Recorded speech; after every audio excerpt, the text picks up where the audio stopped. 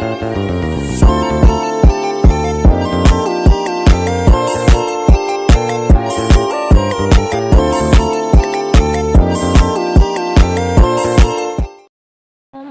warahmatullahi wabarakatuh. Saya Erina Damayanti dengan NIM 0306212104 dari kelas PGM 4 semester 7. Di sini saya ingin mereview jurnal dengan judul Pengaruh Kemampuan Kognitif Mahasiswa MPI terhadap Pemahaman Teori-teori Perilaku dan Budaya Organisasi. Adapun isi dari jurnal ini yaitu yang pertama itu ada pengertian mengenai kemampuan mahasiswa.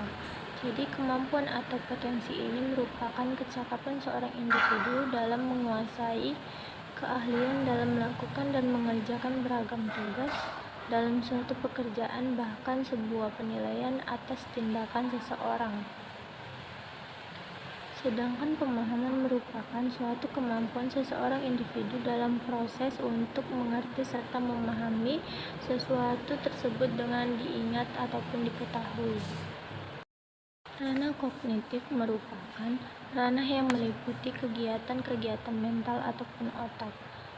Di mana belum menggolongkan ranah kognitif ini terhadap pengetahuan yang sederhana atau penyadaran fakta-fakta sebagai tindakan yang berada pada posisi rendah dan penilaian atau evaluasi yang berada pada posisi kompleks dan abstrak sebagai suatu tingkatan yang paling tinggi.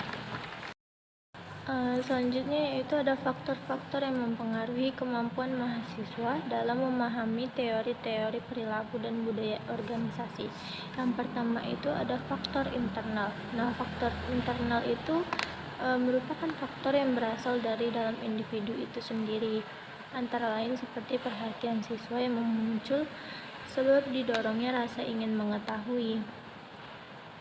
Oleh sebabnya, rasa ini perlu mendapat rangsangan sehingga siswa selalu memberikan perhatian terhadap materi pelajaran yang diberikan. Faktor-faktor internal ini dia berupa faktor psikologis yang mencakup kecerdasan siswa, motivasi, minat, dan sikap siswa. Yang kedua ada faktor eksternal. Faktor eksternal ini merupakan faktor yang dapat mempengaruhi minat belajar siswa yang dia dipengaruhi oleh lingkungan atau lingkungan sekolah ataupun lingkungan keluarga. Selanjutnya ada teori-teori perilaku dan budaya organisasi. Greenberg dan Baron mendefinisikan bahwa perilaku organisasi sebagai studi mengenai apa yang orang sedang pikirkan serta rasakan dan lakukan di dalam ataupun di sekitar organisasi. Presiden dari Akademik Manajemen di Amerika, Larry L. Cummings, memberikan sebuah analisa perbedaan perilaku organisasi dengan disiplin ilmu lainnya yang terdapat kaitannya dengan ilmu perilaku, yaitu yang pertama, perbedaan antara perilaku organisasi dengan psikologi organisasi ialah pada batasan masalah konstruksi penjelasannya. Yang kedua, perbedaan antara perilaku organisasi dengan teori organisasi berdasarkan pada dua perbedaan di antaranya, unit analisisnya dan pusat variabel tidak bebas. Yang ketiga, ada perbedaan antara perilaku organisasi dengan personal dan human resource adalah perilaku organisasi lebih menekankan pada orientasi konsep dibandingkan dengan personal dan human resource lebih menekankan pada teknik dan teknologi.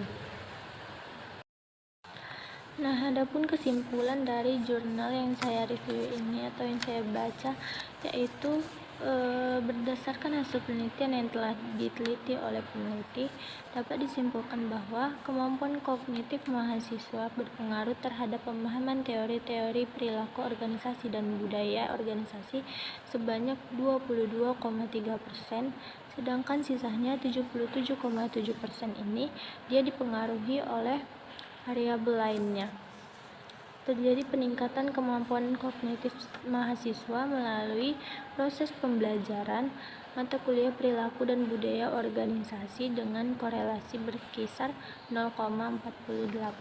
Demikian yang dapat saya sampaikan. Kurang lebihnya saya mohon maaf. Assalamualaikum warahmatullahi wabarakatuh.